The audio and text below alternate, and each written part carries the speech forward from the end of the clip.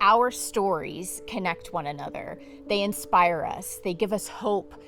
They make us feel not alone. And I didn't have those stories when I was younger. And for me, I'm so passionate about sharing what I've been through. I see how it connects all of us. Here today, the authors are telling about their stories that have been in their heart and what inspires them. We're hearing other kidney patient stories, and I think it helps us live a more fulfilling and joyful life. I was diagnosed with polycystic kidney disease when I was 10 years old.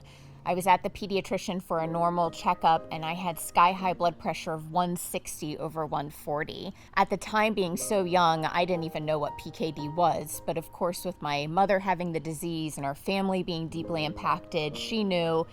And she knew that high blood pressure is a side effect of PKD, as well as my doctor. So they immediately sent me for an ultrasound. Both of my kidneys were polluted with cysts, and at that time I was diagnosed with polycystic kidney disease. I vividly remember the car ride home. My dad was driving, my mom was crying, I was in the back seat, and I was too young to understand the gravity of what just happened to me. I had no idea what this diagnosis would entail and how it would deeply impact my future. I felt very different and alone. I couldn't participate in sports. I had to sit on the sideline in gym class, and 2 months into college is when things got really, really bad.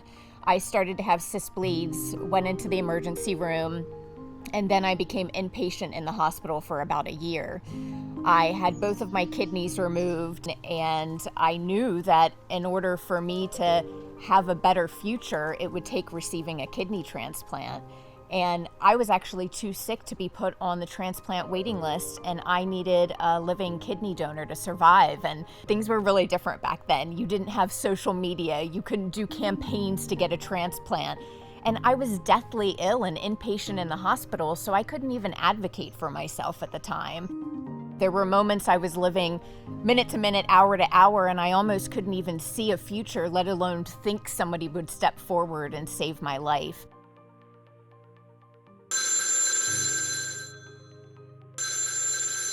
So I remember the day that I was sitting on my parents' couch and the phone rang and my living kidney donor, Sally, called and said she was a match. And it gives me goosebumps to even say it. I remember this weight lifted off of my shoulder, and for the first time I thought to myself, I have a future. I can dream. This is going to get better. And it was that pivotal moment that I had hope.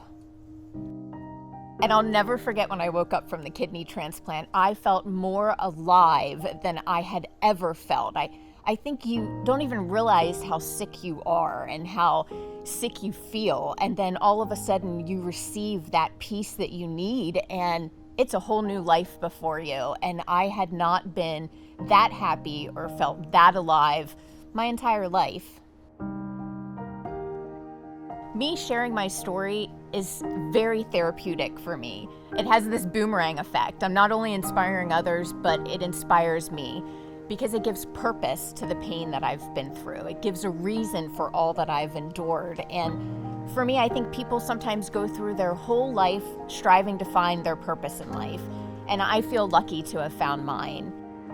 And now I've shared my story over 100 events across North America. It has just become a part of who I am, and every day I wake up and it's like, what can I do to help other people? And then the speaking led to writing, and I found out my love of writing, and now I've written hundreds of articles published by nonprofits, and now today I've raised over $1.3 million for PKD research.